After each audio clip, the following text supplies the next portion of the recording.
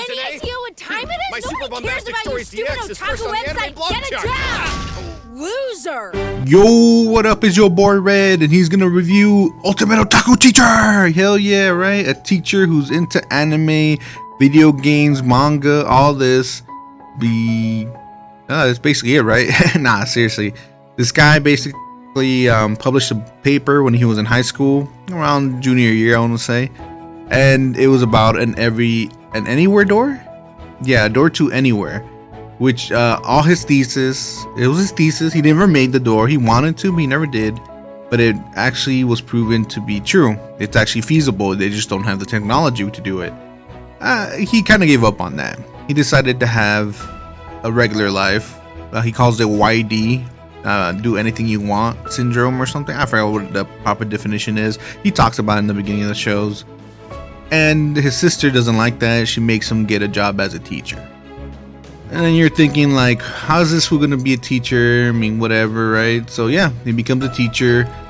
He's actually really good at it. I'll admit that. He helps out all his students in the most unorthodox ways, but he does help them out, and they end up liking him, either falling in love with him or just respecting him even more. He's kind of weird though, for sure, but most of the kids already understand that. And they just roll with the punches, except for a few who are always irritated by him. I think they just really like him secretly, right? We get a lot of characters. So many characters that I kind of wish we see them in every episode, but I think this is more realistic in a way. You get to see the ones you spend more time with at school. I mean, in the beginning of the show, he's at another school teaching, and then those students are cool, but then he goes to another school. And there's a third school, but we never get to see it yet. And then he goes to work for a place built for him. I don't know.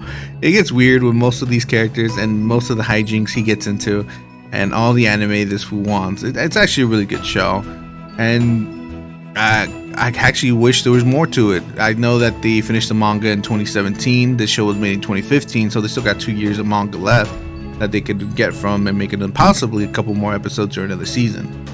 Oh, our main characters are Junichiro Kagami and Suzune Kagami. Of course, Junichiro is a more main character. He's the teacher, the otaku, the guy who wants to help everyone out. He's easygoing, doesn't really want to work, but he has to. And Suzune is a sweet, adorable sister who pushes him, hits him with bats, and she generally cares for him. Actually, I didn't even know this, but apparently she wants to take care of him forever. I don't know if it's a love sibling thing or just, regular love. Who knows?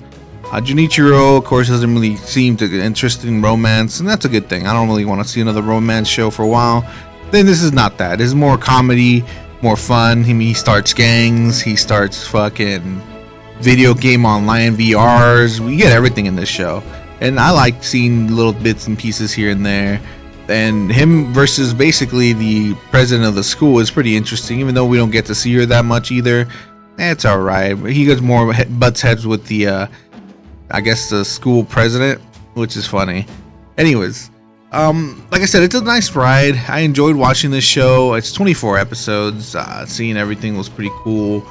The problems he deals with are pretty great, such as transvestites, gangs, like I said, Power Rangers. it gets really funny, and it's a fun watch. Like I said, hopefully we get to see more. I don't know.